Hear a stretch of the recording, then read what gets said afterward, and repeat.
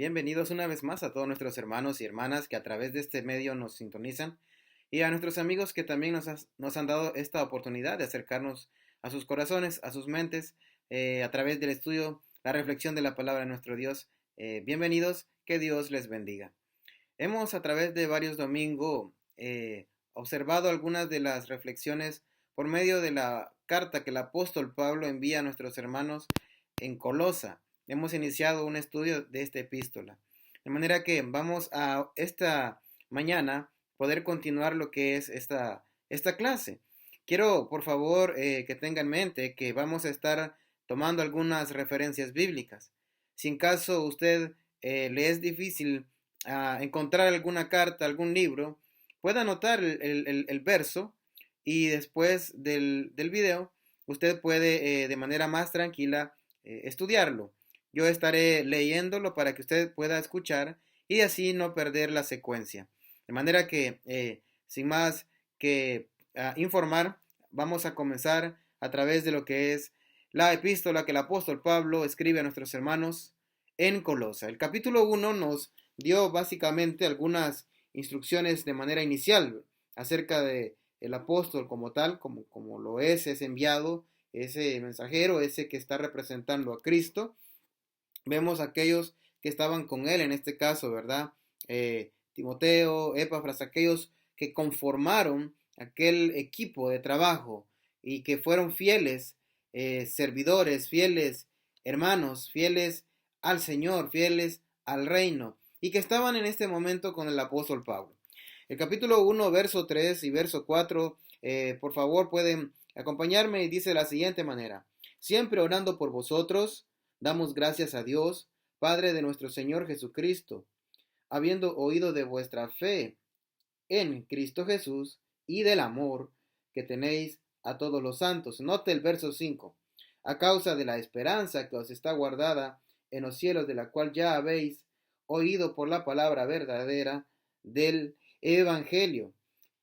Aquí nosotros vemos la trilogía que el apóstol Pablo nos deja registrado y que en otras epístolas también él ha frecuentado, las ha usado. Y esto es la fe, el amor y la esperanza. Qué importante es ver estas tres palabras, precisamente porque más que solamente palabras, es también una motivación para poderla practicar. La fe en Cristo, el objeto de la fe de los Colosas es Cristo, era Cristo. Y para nosotros, nuestro objeto de creer algo es Cristo también, precisamente porque Él es el Cordero que vino a quitar el pecado del mundo, precisamente porque Él es aquel que vino a dar su vida en rescate por muchos. Entonces, ese es el objeto de nuestra fe. Creemos en este Cristo, creemos en aquel que vino por parte de Dios y que también tuvo esa misión cumplida más que exitosa, debido a que salió de la tumba, resucitó y está en los cielos, porque Dios le hizo Señor y Cristo y ahora está sentado a la diestra de Él, como nos establece, ¿verdad? Hechos capítulo 2 y también Colosenses capítulo 3. De manera que nosotros debemos entender que el amor es otro de los elementos que Pablo muestra en esta trilogía. Tenemos la fe, tenemos hoy el amor que está envuelto en la experiencia con los santos, como dice aquí, es decir, con la iglesia de Cristo, con los hermanos. La esperanza tiene como objeto el tesoro que está allá en los cielos, ese lugar, esas moradas en donde no existe corrupción, no existe nada relacionado a lo material, todo es espiritual. Entonces, ¿qué vemos con estas tres cosas? Número uno, que la fe inspira. Inspira porque hay alguien que realmente nos mueve, hay alguien que realmente nos motiva.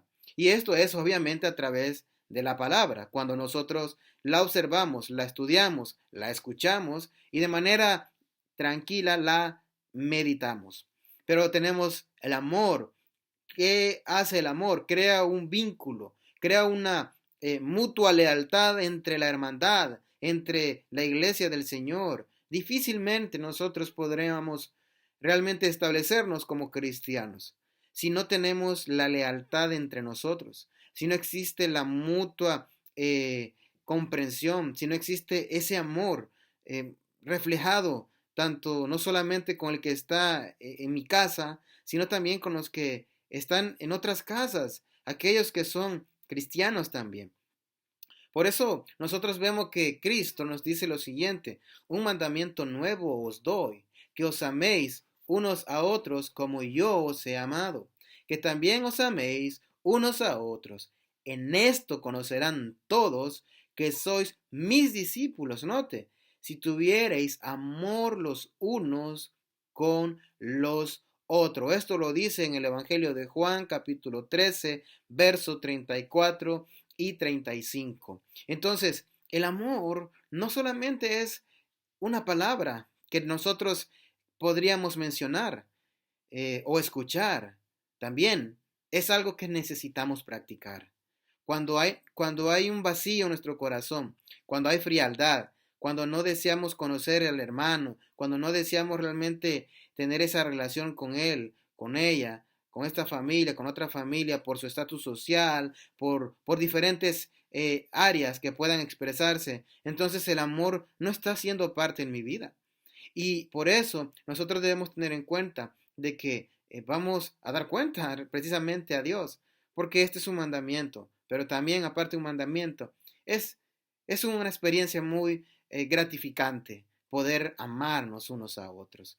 Y nosotros hemos conocido y creído el amor que Dios tiene para con nosotros. Dios es amor, y el que permanece en amor permanece en Dios y Dios en él. Primera de Juan 4:16. Si Dios está con usted, entonces usted es una persona de amor.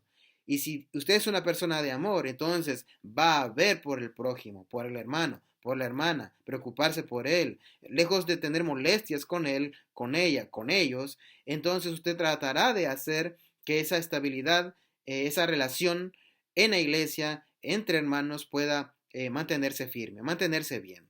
En una familia van a existir diferentes momentos, posiblemente molestias, posiblemente no van a haber los mismos gustos, pero esa relación como familia los hace mantenerlos siempre en amor, aceptarse como son, ayudarse, aconsejarse y estar pendiente el uno del otro. Entonces, ¿qué otra expresión el apóstol Pablo deja registrado? Esto es la esperanza. El verso 5 dice, a causa de la esperanza que os está guardada en los cielos, de la cual ya habéis oído por la palabra verdadera del Evangelio. La esperanza, esto es mantener, esto es tener guardada esa fidelidad, precisamente porque hay un lugar al cual nosotros vamos, precisamente porque la fe en Cristo Jesús es el comienzo del amor por Él y a todos los santos.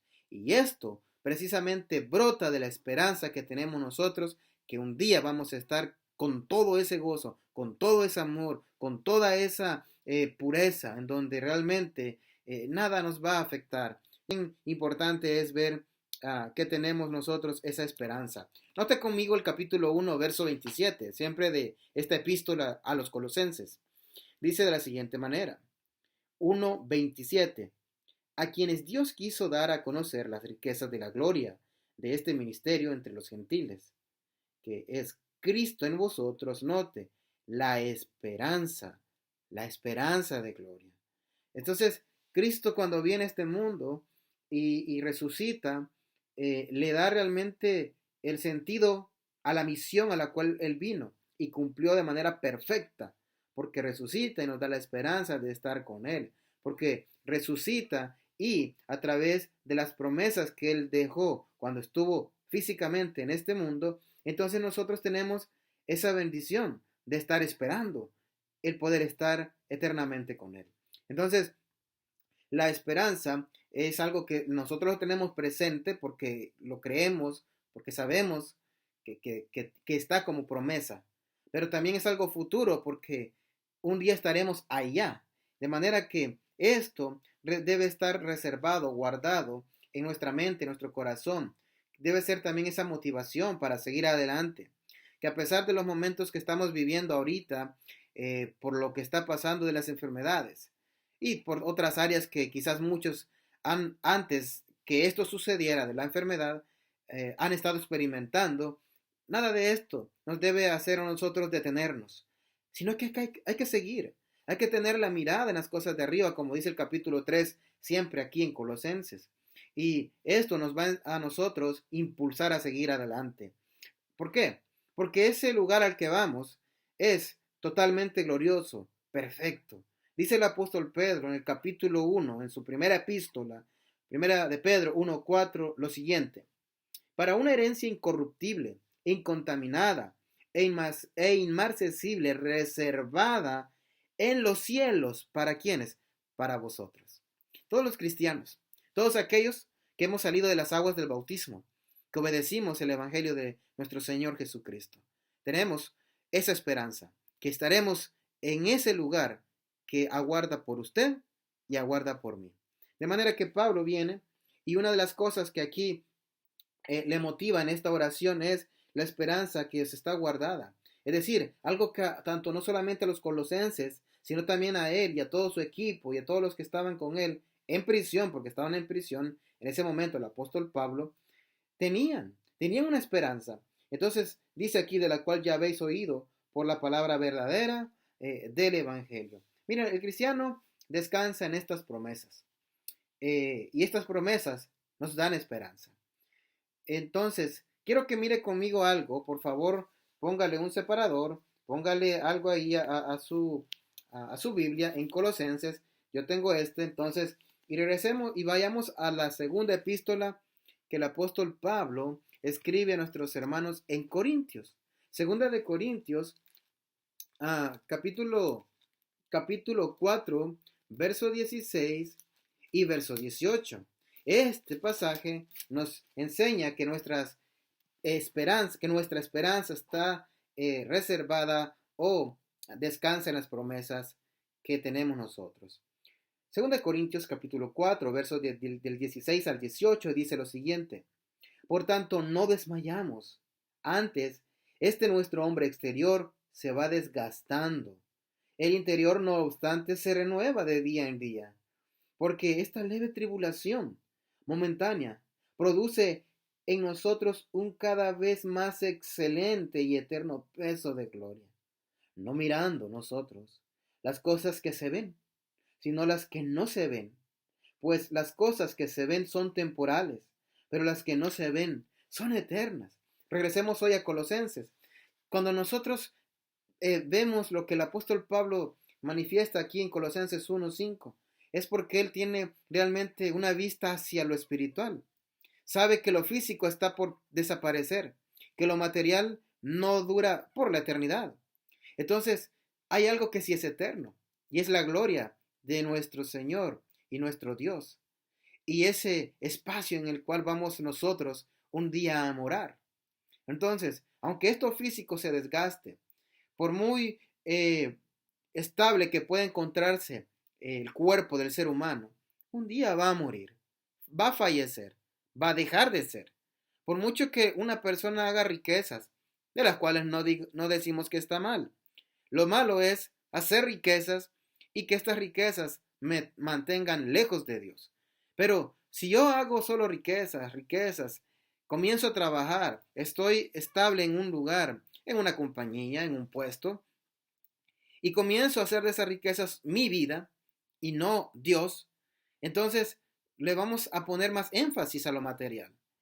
Y eso es un error, precisamente por lo que Pablo ya dice en 2 Corintios.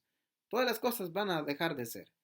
Pero el interior nos hace a nosotros ver algo mucho más allá, y es lo espiritual. Entonces, Pablo viene y nos establece esto. Por favor, acompáñenme hoy a Hebreos capítulo 9, a verso 28, en donde nos dice acá el escritor lo siguiente: así también Cristo fue ofrecido una sola vez para llevar los pecados de muchos, y aparecerá por segunda vez sin relación con el pecado para salvar a los que le esperan. Entonces, la salvación a los que tenemos esta esperanza de estar eternamente está solamente en Cristo. Un día va a suceder esto. ¿Cuándo? No lo sabemos. ¿En qué momento? ¿A qué hora? No, nosotros no lo sabemos. Y no podemos nosotros especular y decir tal fecha, porque eso sería un error e ir en contra de lo que ahorita la Escritura no ha mencionado. Pero sí sabemos algo, y esto es que Cristo va a venir por segunda vez y va a ser una tan sola vez más. Y no va a venir cuando dice aquí sin relación al pecado, es decir, que no va a venir a buscar salvar y darle otra oportunidad a alguien y establecerse aquí por 1000 años para darle una oportunidad al ser humano. No, ya no. Sino que Cristo va a venir una vez más al juicio. Entonces, los que hemos sido fieles, los que nos mantenemos firmes, los que estamos luchando a través de las cosas que en este mundo se nos pueda presentar, vamos a irnos eternamente con Dios, porque fuimos fieles. Y es aquí en donde usted y yo necesitamos considerar nuestra vida, tomar un examen interno, observar cómo ha estado mi condición con Él, cómo ha sido mi comunión, ¿estoy obedeciéndole? ¿Estoy siendo estable en la oración, en la lectura, en ayudar a otros, hablándole de Dios? ¿O fui un hermano o hermana que me separé y que necesito hoy restablecer mi condición con el Señor? El tiempo está pasando. No puede esperar mucho más. Y el problema está en que a veces nosotros como seres humanos nos confiamos. Y nos confiamos porque decimos, pues estoy viviendo, abro mis ojos cada día, todo sigue igual, no hay ningún problema. Pero nos estamos dando cuenta de algo. El mundo está agonizando por una enfermedad y muchas cosas han sido paralizadas. Imagínese la enfermedad del pecado, cómo ha paralizado su vida si no está con el Señor. No permita que el pecado se continúe incrementando o permaneciendo ahí en su corazón, en su ser interior. Regrese al reino de Cristo. En el caso del hermano o la hermana que un día a lo mejor se separó, nadie tiene por qué juzgarle. Pero si usted mantiene una relación mala con el Señor, entonces hay alguien que sí le va a juzgar. Y ese va a ser Cristo cuando Él venga. Y esa esperanza de la cual nosotros estamos en estos momentos hablando no va a ser una realidad en su vida. Este Dios de amor, este Dios de misericordia, este Dios que abre sus brazos de total amor, le está diciendo a usted, regresa, hijo mío. Y nosotros, como iglesia de Cristo, también le vamos a ayudar. Pero regresamos a la epístola a los Colosenses, el capítulo 1, y nos dice, ¿verdad? Por la palabra verdadera del Evangelio. El Evangelio es la verdad. No hay otra forma de identificarlo según acá. No existe filosofía, no existe psicología, no existe otros argumentos para poderle dar al ser humano una esperanza después de este mundo que valga la pena, más que solamente el Evangelio de Cristo. Y esto iba en contra, o esto iba en oposición a la enseñanza que los colosas estaban observando a su alrededor. Ya dimos un contexto referente a qué es lo que está sucediendo aquí precisamente. Entonces, Pablo quiere que ellos identifiquen y mantengan siempre firme. Ustedes tienen una esperanza. Y esta esperanza es porque vinieron y escucharon el Evangelio de Cristo. Y este Evangelio es verdadero. No hay otra cosa más que solamente esto. Entonces, nosotros vemos que dice aquí, el verso 6, que ha llegado hasta vosotros, así como a todo el mundo. Ha llegado hasta vosotros. Esto significa que está presente ante vosotros, que es una realidad, que no es un engaño, que no es una falsedad. Ustedes tienen una esperanza porque el Evangelio está en sus vidas, porque realmente eso está siendo algo muy gratificante en su alma. El Evangelio, muerte, sepultura y resurrección de Cristo, fue una realidad en su vida desde el momento en que usted salió de las aguas del bautismo. Y en Romanos capítulo 6 nos enseña esto, que nosotros morimos al pecado, somos sepultados por las aguas del bautismo y resucitamos a una nueva vida en Cristo. Entonces, esto es una realidad ante vosotros, le dice el apóstol Pablo a los colosas. Y dice, ah, como todo el mundo, lleva fruto y crece también en vosotros. Una traducción que algunos han puesto para poderle dar un poco de sentido también esta parte dice lo siguiente a este versículo, que está presente ante vosotros. Bueno, la traducción posible puede ser lo siguiente: así como en todo el mundo, el Evangelio está dando frutos y creciendo como en vosotros. Note que cuando dice aquí a todo el mundo, básicamente se refiere a toda la existencia del ser humano y los lugares conocidos de aquel entonces. Esa, obviamente no había abarcado eh, toda la esfera, pero precisamente porque todavía seguía expandiéndose la humanidad.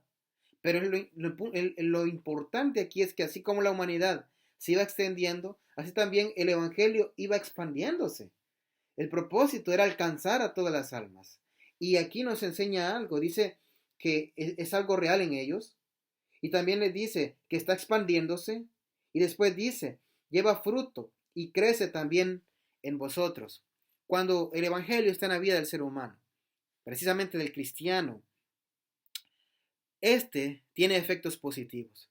Y no hay una manera en que se detiene, sino que va aumentando y aumentando. Entonces, esto nos debe hacer a nosotros preguntarnos, ¿por qué entonces si estoy en iglesia no me siento feliz? ¿Por qué entonces si estoy congregándome, asistiendo, o en estas semanas a través de este recurso, por qué yo no me siento feliz? ¿Por qué realmente no siento que hay frutos? Entonces, algo está fallando. Algo realmente entonces está sucediendo que no le está permitiendo a usted sentir esa felicidad como cristiano. No hay frutos. Hay algo que no hay en mí. No estoy creciendo. Algo está fallando entonces. Entonces, vemos nosotros aquí, dice, y crece también en vosotros desde el día que oísteis y conocisteis la gracia de Dios en verdad. Entonces, la conducta que vamos a mostrar ante el mundo es la de un cristiano que tiene frutos y que va creciendo. Precisamente porque si alguno está en Cristo, nueva criatura es, 2 Corintios 5:17. Yo, como cristiano, ya no debo comportarme ante el mundo como alguien del mundo, aunque sé que voy a estar en el mundo, es decir, me voy a desarrollar en la universidad, en el trabajo, en el lugar en el que voy a comprar la comida, en el restaurante, cuando tenga el espacio, obviamente saliendo después de esta pandemia, pero mi conducta, a pesar que estoy envuelto en las actividades que hay que realizarse en el mundo, no significa que mi conducta va a ser como la del mundo. Debo mantenerme firme, precisamente porque llevo fruto y va creciendo esto. Entonces, esto nos enseña realmente la gran importancia que usted y yo necesitamos tener como cristianos. El apóstol Pablo tenía esta gran realidad. Entonces, ¿qué vemos nosotros? ¿Qué vemos nosotros aquí? Que realmente el Evangelio es importante expanderlo. Estos hermanos en Colosas, estos hermanos se puede también destacar que eran que eran personas que consideraban el Evangelio como algo valioso. A lo mejor usted ha crecido en la iglesia de Cristo, es decir, sus padres los han llevado desde pequeños. Y quizás puede ser bueno, sí, claro, y es magnífico. Si eso sucede, excelente. El problema existe en que, como se ha estado tanto, se ha perdido el valor, el sentido, el deseo de estar en las cosas de Dios. Si usted ha estado fuera y ha venido al reino ya joven o adulto mayor, o adulto mayor, quizás le está dando un valor porque sabe las cosas que hizo antes y de lo que se perdió antes. Y hoy le está dando un valor muy significativo al Evangelio en su vida. Entonces, Tanto usted que ha estado desde pequeño en la iglesia, como usted que ha venido ya de joven, adulto o adulto mayor al reino, conoce el Evangelio de Cristo. Todos tenemos el mismo nivel de responsabilidad en cuanto a darle un valor significativo al Evangelio de Cristo. Y demos gracias de que tuvimos esa enorme bendición. Esto se iba creciendo, se iba aumentando, se iba expandiendo cada vez más. Nosotros vemos aquí que esto iba creciendo. Quiero que por favor mire conmigo cómo realmente es de beneficioso la palabra de Dios. Hechos capítulo 20, verso 32. Hechos capítulo 20, verso 32. Vamos a ver qué nos dice aquí. La escritura nos dice de la siguiente manera. Y ahora, hermanos, os encomiendo a Dios y a la palabra de su gracia, la cual es, note, a la palabra de su gracia, la cual es poderosa para sobreedificaros y daros herencia con todos los santificados. Usted que un día obedeció el Evangelio y que a lo mejor ha sentido que su vida no ha sido la más correcta con el Señor. Este es el día. Usted tiene esta oportunidad de restablecer y note que tenemos una herencia para los santificados. Usted tiene la bendición de regresar hoy y decir, Dios, realmente he estado muy mal. Necesito que me ayudes. Comience una relación ahora con el Señor nuevamente y asegure esa esperanza por la promesa que ya Dios, que ya Cristo hizo para con nosotros. No desaproveche esta bendición. No deje a un lado esta esperanza. No haga de menos las promesas de Cristo. Y usted, querido amigo o amiga, si aún no ha tenido la bendición de iniciar esta relación con el Señor y tener esta esperanza, entonces hoy es la oportunidad también para juntos iniciar y poder ayudarles nosotros a poder alcanzar esa esperanza. De manera que vamos a continuar, si el Señor nos sigue dando la vida, los siguientes versos para el siguiente domingo. De manera que vamos a darle gracias a nuestro Dios. Por favor, en su hogar, con su familia, o usted de manera individual, haga una oración usted y dele gracias a Dios por el Evangelio que nos permitió darnos a nosotros la salvación y la esperanza de vida eterna. Que Dios bendiga su palabra y bendiga cada una de sus vidas.